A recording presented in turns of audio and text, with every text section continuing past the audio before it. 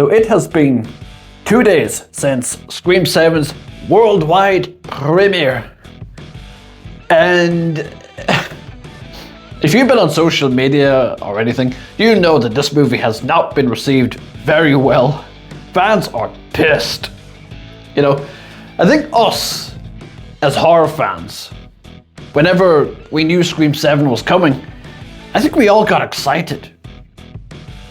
Now, this video is going to be me primarily talking about the third act, why I think it was god-awful, and how I think they could have fixed it. Or what could have possibly saved this movie. So, in my humblest of opinion, right, I always thought this movie was doomed from the very beginning. And what made me immediately think of that was whenever they started announcing all of the returning characters. Sidney, okay, fine. That's totally fine. I get that. That's great. But then they started announcing Matthew Lillard's return as Stu. They said that Roman was coming back. They said Dewey was coming back. And immediately my hand was in my face like, this is why. Why do we need to know this? It should have been a secret. In my opinion, my first immediate thought was, if you're telling your fans, the hardcore Scream fans, that these characters are coming back, that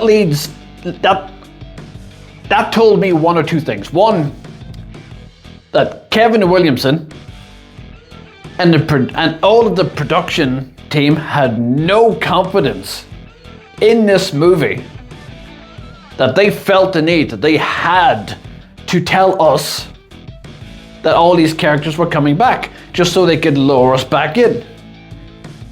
That's how it felt for me. I don't know if I'm the only one, I may be in the minority, but genuinely, that's honestly how I felt. That's how I still feel. And now it all makes sense, having watched the actual movie.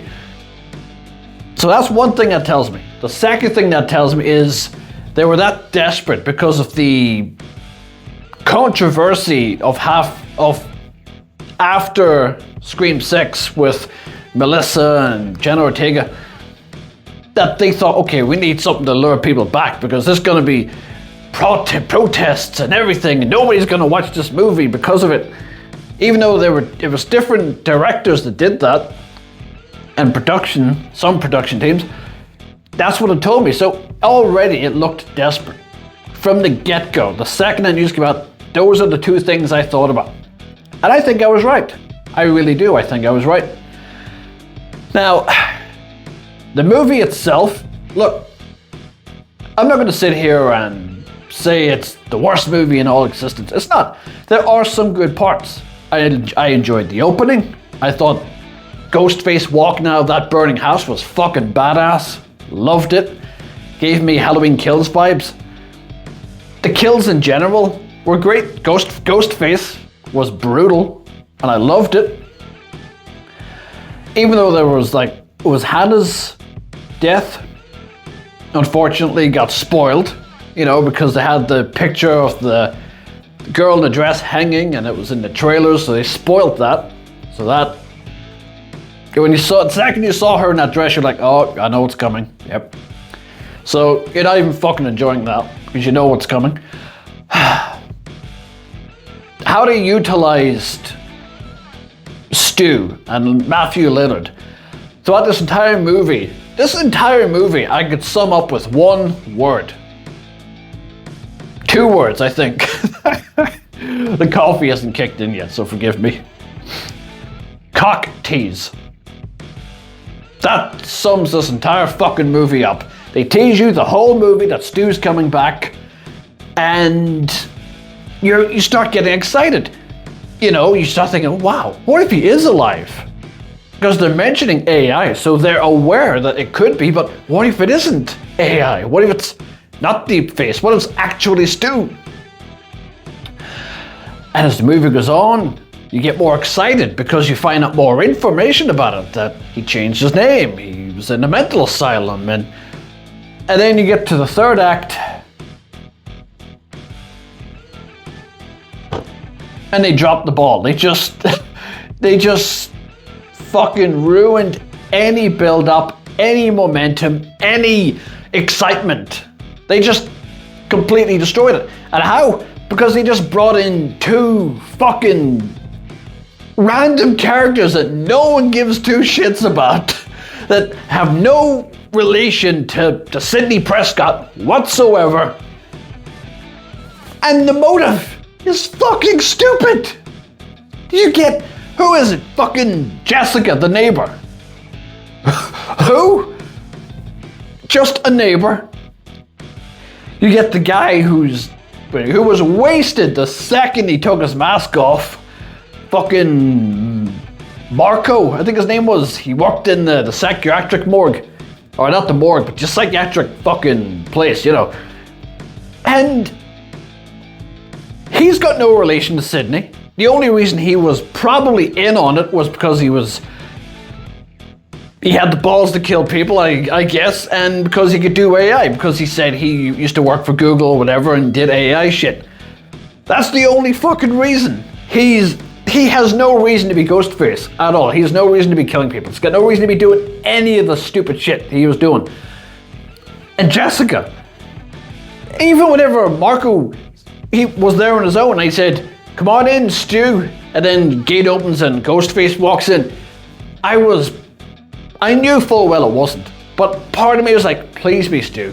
If he took that mask off and it was Stu, fuck, that would have been amazing. But it wasn't, it was Jessica, and you're like, huh? Already at Marco's unmasking, you're like, ugh. And then at her unmasking, you're like, oh. It was one of the worst unmaskings ever. I'm gonna be honest, I think it was. I used to think the unmasking in Scream 6 was terrible. This movie is next level. Oh my god, it pisses me off to think about it. So they do all this shit. Marco gets shot, he's wasted. She even tells him to shut up. So he's just a little bitch in this scene. And then he gets a quick shot in the head. Done. Wasted. Pointless. And then Jessica fights them and blah blah blah. And she gets shot 100,000 times. Still manages to run at them. Then she gets shot in the head a couple of hundred times. Surprised she didn't get back up for that, but hey, fuck it. It was terrible.